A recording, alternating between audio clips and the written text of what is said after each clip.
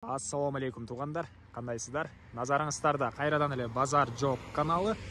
Бүгін 23 май 2022 жыл мен Бишкек шаарынын батыш тарабы Чүй областы Москва району Садовая айылында турам туғандар. Ушул жерден бир сатылуучу үй бар экен. Ошол жөнүндө сиздерге маалымат берейин дегем. Биринчи болуп баруу жолун түшүндүрөйүн. Мен турган жер Фрунзе жана Пролетарская көчөсүнүн кесилишине турам. Сатылуучу үйгө карай баруу үчүн сиздер ушул Пролетарская көчөсү менен түшүп, сол тарапка кайрылганда мечитти көрө аласыздар тугандар, Кузнецкая көчөсү менен. Анан мечиттен кийинки көчө менен оң тарапка кайрылганда Дзержинская көчөсү менен. Ошол Дзержинская көчөсүндө жайгашкан жалпы аралык ушул чоң трассага чейин 600 метр болуп калат экен. Ал жака баруу үчүн сиздер бул жерде Амантур магазинине же болбосо бул жактагы бала бакчага ориентир алсаңыздар болот. Анан бул чоң трассанан тугандар көптөгөн маршруткалар Беловодский тарапка, Карабалта тарапка жана бул жакка карай кетсеңиздер Бишкек тарапка көптөгөн маршруткалар жана по пути машинелер өтүшөт. Анан кийинки айыл Беловодский болуп калат, а бул жагы чыгыш тарабы Александровка болуп калат тугандар. Бишкекке чейинки аралыкты билгендер комментарийге жазып коюңуздар. Мен сатылуучу үйгө карай жол алдым. Анан айта кетчү нерсе тугандар, кимден ким мен бир күндө минимум 3 видео жүктөйм тугандар. Ошол 3 видеонун комментарийсине биринчи болуп комментарий жазса, каттарынан үчөөсүнө тең 150 сом бирдик жүктөп берем ошол адамга. Андыктан жазып туруңуздар тугандар комментарийден. Бирок каттарынан үчөөсүнө жазышыңыздар керек болуп калат тугандар. Бирөөсүндө жазбай калсаңыздар, ал болбой калат. Мынакей тугандар, келүү жолун көргөзгөнчө сатылуучу үйгө да жетип келип калдым. Бул сатылуучу үйдүн көчө тараптан көрүнүшү. Адреси Дзержинская 15А экен. Көчө тараптан пескоблок менен тосулуп көрүп турганыңыздардай ворот орнотулган. Айыл жөнүндө айтсам тугандар, негизинен тынч, көп булуттуу айыл экен. Мага жакты негизинен тугандар. Бишкекке жакын конушта да негизи бир аз ызы чуураак го тугандар. Бул жак тынч, жакшы айыл экен. Мектептер боюнча айтсак, жакын жерде 2 мектепке жөө барып келе алат экенсиздер. Жана жанакы сиздерге биринчи трассанын жээгинен көргөзгөн жеримде садик деле бар тугандар. Андан ары короосуна кирели. Бул мына короосунун көрүнүшү. Жердин аянты документте 12 соток. Фактически андан дагы көбүрөөк болуп калат деп айтты ээси. Үй жөнүндө айтсак, толук түрдө кирпич менен бүтүлгөн жана арты тарабында дагы толук түрдө бүтө элек дагы бир кошулган үй бар экен. Жалпы аянты 100 квадрат метр тугандар. Мына ушундай көрүнүштө суу, свет бар экен. Мына алды тарабы стяжка, көп эле машине баткандай короосунда кенен жерлер бар тугандар. Анан батыш тарабы навес тугандар. Азыр сиздерге биринчи болуп үйдүн ички тараптарын көргөзөйүн. Андан соң бул жакта короосунда көптөгөн бактар, жемчекеңе жерлер, дагы башка нерселер бар экен. Аларды дагы бир чекенден көргөзүп чыгам. Анда эмесе үйдүн ички тарабына кирейин. Бул мына көрүп турганыңыздар негизги кирүүчү эшиги ушундай темир эшик орнотулган тугандар. Андан түз кирсек, коридор жайгашкан тугандар. Анан документтер боюнча кызыл китеби, тех паспорту баары бар экен. Киргенде бул жакта көрүп турганыңыздар эки эшик, бул жактагы эшикти ачсак, бул жакта азыркы учурда отопление жок тугандар, бирок отоплениянын котелуна расчетталып ушундай бөлмө калтырылыптыр. Мынакей азыркы учурда складтын ролун аткарат тугандар. Коридор жөнүндө айтсак, мынакей дуалдары шпаклевка, потолок, гипсокартон экен тугандар. Андан кийинки эшиктин ичине көрсөк, бул жакта душ жайгашкан. Мынакей суусу арестон менен жылыйт. Ички тарабына раковина орнотулуп, суу да чыгарып тур. Жана чыгыш тараптан форточка орнотулган, дуалдары кафель, пол деле кафель жана потолок пластик экен тугандар. Мына ушундай көрүнүштө. Андан ары түз кирсек, бул жакта дагы бир коридор. Бул коридордон биз 3 бөлмөгө өтүп кете алат экенбиз. Биринчи болуп оң тараптагы бөлмөнү көргөзөйүн. Бул коридор жөнүндө айтсак тугандар, дуалдар обой, потолок гипсокартон экен. Мынакей мына ушундай көрүнүштө. Андан кийинки бөлмө бул зал. Узун туурасы 4,5 4, дуалдары обой тугандар. Потолок гипсокартон жана түштүк тараптан чоң пластик терезе орнотулган. Мынакей мына ушундай көрүнүштө. Андан ары кайрыле коридорго чыгып оң тарапка кайрылсак, бул жакта кухня жайгашкан. Ички тарабына раковина орнотулуп, суу чыгарылыптыр тугандар. Түндүк тараптан терезе орнотулган, дуалдары шпаклевка, потолок гипсокартон. Мына ушундай көрүнүштө тугандар.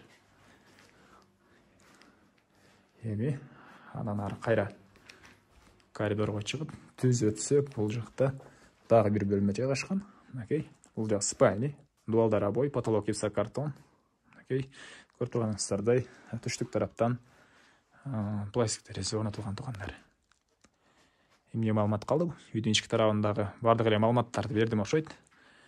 Азыр короосун ачып калган маалыматтарды берейин туугандар. Мен Халел үйдүн короосундамын туугандар. Бул жагында мындай чакан навес бар экен үйдүн. Бул тарабы стяжка болгон туугандар. Анан бул үйдүн түндүк тарапта кошуна менен болгон аралык. Ал жакта 3 түп слива багы деле бар экен. Эми шашпай бир жекенен маалыматтарды бере берейин туугандар. Бул жактарда гүлө келген жерлер. Негиз боюнча үй ээси бул жака дагы бир временка сыяктуу үй салып ортону арка кылуу планы болгон экен. Кандайдыр себептерден улам азыркы учурда сатууга койгон учуру туугандар. Эми түндүк тарапта кошуна менен болгон граница бул пескоблокко чейин мындайынан түз кете берет туугандар. Келсеңиздер үй өзү сиздерге границаларны тактап берет. Бул жакта үйдүн тышкырындагы туалет. Мына көрүп турганыңыздардай жери чоң экен туугандар. Азыркы учурда эле үй ээлери кандайдыр жер жемишиктер эккен жана капталдарында слива бактары, ал жагында алма бактары, бул жакта шабдалы, өрүк, кокон гиляс жана башка ушун сыяктуу бактар, бул жакта малина экен туугандар. Кыскасын айтканда, айылдан анан Чүй областына келип Бишкек шаарына жакыныраак жерде жашайм деген туугандарыбыз үчүн жакшы, ыңгайлуу үй деп ойлоймун мен оюм туугандар. Анан өзүңүздөр деле көрүп, байкап кете бериңиздер, анан содалашып көрөсүздөр. Конгиляска болсо дейп коелу. Бул жаңы салынып аткан үй. Ички тарабын көргөзүп турмун. Билиңиздер, бир аз убактыңыздарды алып коет экен туугандар. Фундаменти 1 метрдей бийиктикте куюлган. Көрүп турганыңыздардай, бул жакта бир аз ашча кирпиштер деле бар экен жана мынакей бул ички бөлмөлөрүнүн көрүнүшү. Азыркы учурда ушундай бир эле бөлмөгө ылайыкташтырып салыныптыр. Кааласаңыздар сиздер ортосуна бөлүп койсоңуздар деле болот. Ички тарабы толтурулган туугандар мына. Андан ары. Эми үй ээси негизи планы боюнча бул жака жер жемиш экпегенинин себеби малдар үчүн сарай кылам деген ою болгон экен. Ошондуктан эч нерсе бул жака экпептир туугандар. Чек аралар бул жака чейин болуп калат. Келсеңиздер дагы кызыл китепти көтөрүп келип сиздерге чек араларды тактап берет өзү үй ээси. 12 сотук жери дагы жол эскерте кетейин. Бул жактарда мына помидор эгилиптир, гүлдөп. Аны пышына аз эле калыптыр туугандар. Бул жактарда мен эмне жер жемиш экенин билбей калдым. Менин оюмча коон окшойт. Мына бул жактарда алма багы туугандар. Чыгыш тарапта граница байкалып эле турат. Бул жактагы бактарга чейин барайын десем туугандар, буттар жаман болот. Мындай араласам болот окшойт да. Иштегенден кийин до конца көргөзүш керек. Иш жумуш ушул болгондон кийин туугандар, мынакей. Бул жакта границасы бул жерге чейин. Көрүп турганыңыздардай алма бактар. Дагы ал жакта бир аз бош жер бар экен, ал жерге деле өзүңүздөр кандайдыр бактардан эгип койсоңуздар болот. Эмне маалымат калды туугандар? Бардык эле маалыматтарды бердим окшойт. Бул үйдүн баасына $27,000 деп атышат. Сүйлөшүү болот туугандар. Зонокол сүйлөшүп көрүңүздөр. Негизинен мен өзүнө жакты, негизи мен деле өзү айылда эле чоңоюп, ушундай жери чоң кенен үй жерлер жагат мага. Кандайдыр жер жемиштердин эгип, жазы, жай айларында жеп отурган жакшы го туугандар. Эми баасы 27,000 сүйлөшүү болот туугандар. Эс номерин экранга калтырам. Зонокол сүйлөшүп көрүңүздөр. Сүйлөшүү болот. Анан ушул видеону достор менен, группалар менен бөлүшсөңүздөр, мага үй ээсине сиздер чоң жардам берген болосуздар. Андыктан достор менен, группалар менен бөлүшүп коюңуздар. Жана ошондой эле менин ар бир күн 3 видеону чыгарам туугандар. Ошол 3 видеонун биринчи комментарийсине мен биринчи деп комментарий жазган адамга, биринчи болуп жазганга, катарынан 3 видеого ким комментарий жазса биринчи болуп, ошол адамга 150 сом бирдик единица салып коем туугандар номерине. Байланышуу мен номерим турат, же болбосо Instagram баракчам аркылуу байланышсак болот туугандар. Instagram баракчамды базар жок, Нижний 312 деп издесеңиздер табылат. Ал жакта деле кыскача видеолор жана сүрөттөр жайгаштырып турам күн сайын, жана барган жерлерди сатылуучу үйлөрдү бүгүн тартсам, бүгүнкү күнгө барган жерлеримди сторис аркылуу көрсөңүздөр болот. Көп сүйлөп койдум окшойт туугандар, ашыкча.